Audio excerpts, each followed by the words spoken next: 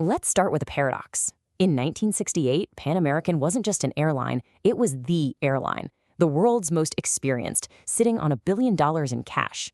Fast forward to 1991, and it's gone, bankrupt. Today, we perform the autopsy of a fallen icon. So how does an icon like that just die? You know, the easy answer, the one everyone points to, is a single catastrophic event, a terrorist bomb. But that's not the real cause of death, not even close. What we're going to see is that the bomb was just the final fatal symptom of a disease that had been eating away at the company for 20 years. And that's why this analysis won't just stop at what happened. Anyone can do that. We're going to conduct a proper, forensic, evidence-based diagnosis. We're here to unravel why it happened. Because inside that why, there's a timeless strategic lesson for all of us. The autopsy begins now. All right, every autopsy starts by looking for a pre-existing condition. And Pan Am had a big one, a hidden flaw, right there in its strategic DNA that was present even during its absolute golden age. So, take a look at this. It lays out the central weakness perfectly. Pan Am was, without a doubt, the king of international travel. That blue globe logo, it was a symbol of American power all over the world. But here's the crazy part.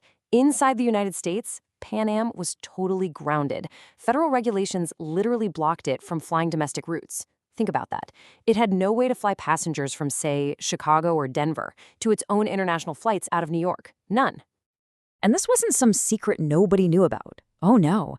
The company's founder, the legendary Juan Trippe, had been fighting for decades to get those domestic routes. This quote right here shows you it was a known festering wound, a totally unaddressed vulnerability. So you have this global giant with a fatal Achilles heel, completely dependent on its rivals to feed it passengers. It's an unsustainable model, right from the start. Now, having a flaw like that is one thing, but it left Pan Am dangerously exposed when a perfect storm of crises started gathering on the horizon. And here's how that storm played out. First, in 1973, you get the oil crisis. Fuel costs just go through the roof, and that decimates profits. Then, 5 years later, the real body blow. The U.S. deregulates the airlines. All of a sudden, those domestic carriers like United and American could start flying internationally, attacking Pan Am's most profitable routes. And what could Pan Am do? It had no domestic network to fight back with. Its response, in 1980, was this desperate, way too expensive buyout of national airlines. It was a last-ditch gamble to finally fix that original flaw, but it was just too little too late. A move made out of sheer desperation. You know, there's a term for what was happening here. It's called crisis compounding. And it's exactly what it sounds like. Every single decision they made under pressure, like that panicked, costly purchase of National, just set them up for the next failure. It creates this vicious downward spiral, and with each turn, the company gets weaker and weaker, less able to handle the next shock. And the numbers don't lie. Look at the damage here. And remember, this is long before the final collapse. By the middle of the 70s, Pan Am had already piled up $364 million in losses. Its total debt was closing in on $1 billion. The company wasn't just struggling, it was financially hemorrhaging. Okay, and this brings us to the event that everyone thinks they know, the event everyone remembers. But I need to be really clear here. This was not the cause of death.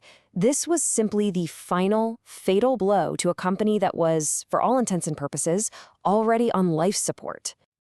The date was December 21st, 1988. The flight was Pan Am 103, the clipper made of the seas, making its way from London to New York.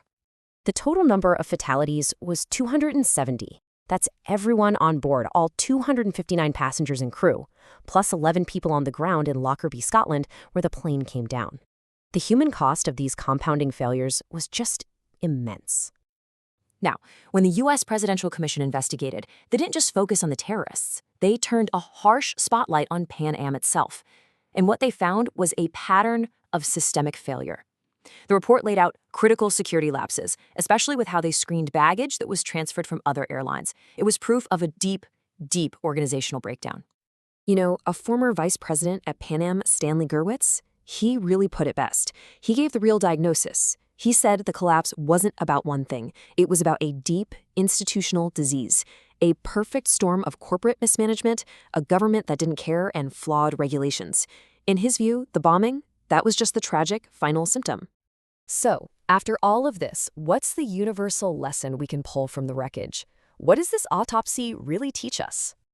Well, Pan Am's story gives us a chillingly clear 4-step model for how these things happen.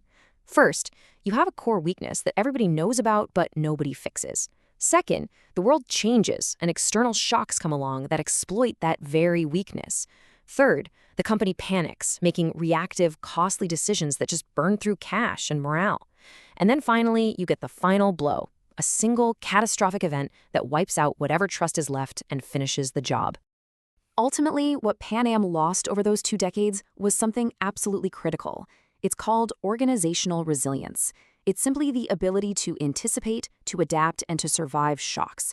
And Pan Am's original sin, that core flaw, compounded by years and years of crises, had bled the company completely dry of it.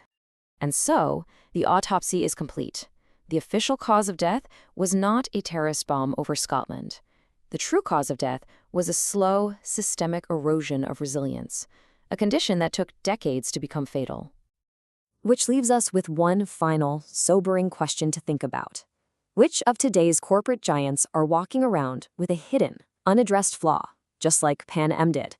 And more importantly, will their leadership see it in time before their final blow lands?